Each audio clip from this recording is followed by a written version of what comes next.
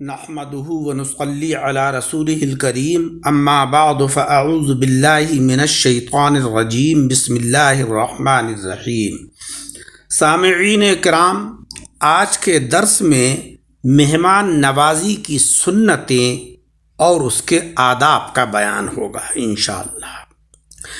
مہمان کی دلجوئی کرنا، اس کو کھانا کھلانا، یہ سب سنت ہے آقا علیہ السلام کی۔ حضرت ابراہیم علیہ السلام بہت ہی مہمان نواز تھے۔ اس وقت تک کھانا تناول نہیں فرماتے جب تک کہ کسی مہمان کو شریک نہیں کر لیتے۔ ایک بار 2-3 روز گزر گئے، کوئی مہمان نہیں ملا۔ چند روز اسی طریقے سے گزرے تھے کہ 10-12 اللہ کے فرشتے حاضر خدمت ہوئے۔ آپ چونکہ مہمانوں کے منتظر تھے، اس طرف توجہ ہی نہیں رہی کہ یہ فرشتے ہیں اور کھاتے پیتے نہیں ہیں۔ آپ نے ایک بچھڑا ذبح کر کے بھون کر ان کے آگے رکھ دیا، لیکن جب ان معزز مہمانوں نے کھانے کی طرف رغبت نہیں کی، اس وقت آپ کی توجہ اس طرف گئی کہ یہ تو اللہ کے فرشتے ہیں۔ حضرت عطا رضی اللہ رحمۃ اللہ علیہ فرماتے ہیں کہ حضرت ابراہیم خلیل اللہ علی نبینا وعلیہ السلام جب کھانا کھانے کا وقت آتا اور کوئی ساتھ کھانے والا نہیں ہوتا تو 1 یا 2 میل تک اس کی تلاش میں نکل جاتے تھے کہ کوئی ساتھ کھانے والا مل جائے۔ حضرت اکرمہ فرماتے ہیں کہ حضرت ابراہیم علیہ السلام کا لقب ابو الضیفان یعنی مہمانوں کا باپ مشہور ہو گیا تھا۔ ان کے مکان کے 4 دروازے تھے اور آپ دیکھتے رہتے تھے کہ کس دروازے سے کوئی آنے والا آتا ہے۔ عزیزوں، ایک جانب تو حضرت ابراہیم علیہ السلام کی مہمان نوازی کا جذبہ ہم نے ملاحظہ فرمایا، دوسری طرف اپنی حالت پر ہمیں نظر ڈالنا چاہیے کہ اللہ رب العزت کی رحمت کو بصورت مہمان تلاش کرنے کا تو ہم سوچ بھی نہیں سکتے۔ اگر کبھی اللہ کی رحمت چل کر خود ہی گھر آ جائے تو ہم گھبرا جاتے ہیں اور آرزو کرتے ہیں کہ یہ مہمان جلدی جان چھوڑ جائے تو اچھا ہے۔ ہماری یہ بے حسی اور مفاد پرستی کا کب خاتمہ ہوگا، یہ اللہ ہی کے علم پاک میں ہے۔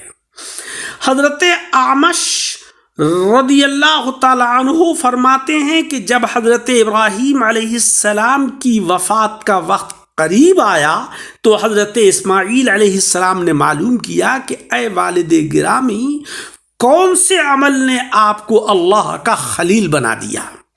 حضرت ابراہیم علیہ السلام نے جواب دیا کہ اے بیٹے، 3 باتوں کی وجہ سے مجھے یہ شرف حاصل ہوا کہ اللہ رب العزت نے اپنا خلیل، اپنا دوست مجھے بنا لیا۔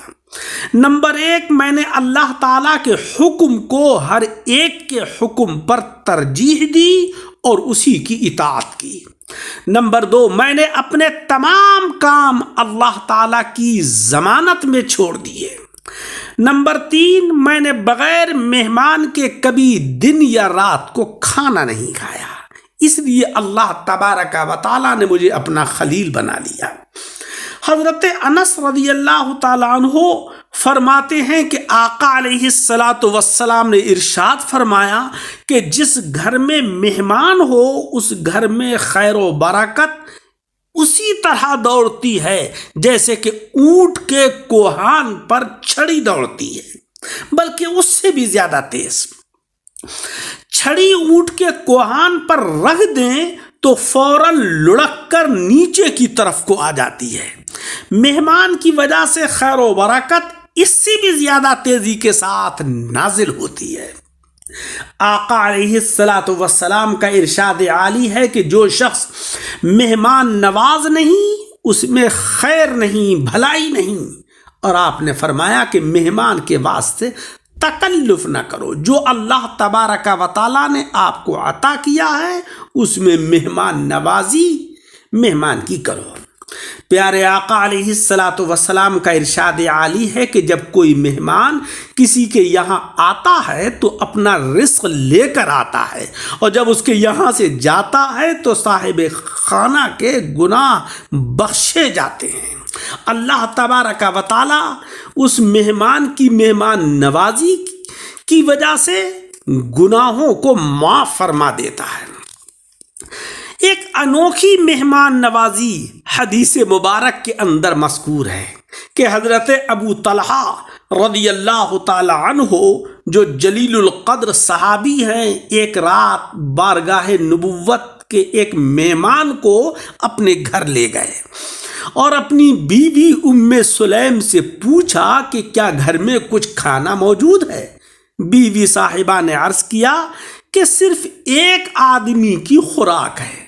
آپ نے حکم دیا کہ بچوں کو بہلا پھسلا کر سلا دو اور کھانا مہمان کے سامنے رکھ دو، پھر تم چراغ کی بتی کو درست کرنے کے بہانے سے اٹھنا اور ایک دم چراغ کو بجھا دینا، پھر ہم اور تم اندھیرے میں مہمان کے ساتھ کھانے کے لیے بیٹھ جائیں گے اور مہمان کو دکھانے کے لیے ہم دونوں برتن میں ہاتھ ڈالتے رہیں گے اور یوں ہی منہ چلاتے رہیں گے تاکہ مہمان یہ سمجھے کہ ہم دونوں بھی کھانا کھا رہے ہیں۔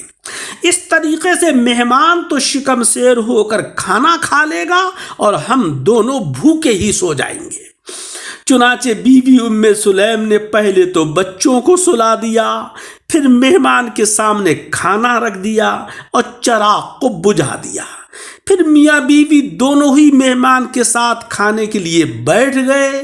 مہمان کھاتا رہا اور یہ دونوں میاں بیوی برتن میں ہاتھ ڈالتے اور منہ چلاتے رہے، یہاں تک کہ مہمان نے پیٹ بھر کر کھانا کھا لیا اور اندھیرے میں اس کو یہ معلوم بھی نہیں ہو سکا کہ میاں بیوی بھوکے ہی رہ گئے۔ بعض دوسری روایات سے پتہ یہ چلتا ہے کہ جب صبح حضرت ابو طلحہ رضی اللہ تعالی عنہ بارگاہ مصطفی میں حاضر ہوئے تو آقا علیہ الصلاۃ والسلام نے مسکرا کر فرمایا کہ اے ابو طلحہ، تمہاری رات کی مہمان نوازی اللہ جل شانہ وعم نوالہ کو بہت پسند آئی۔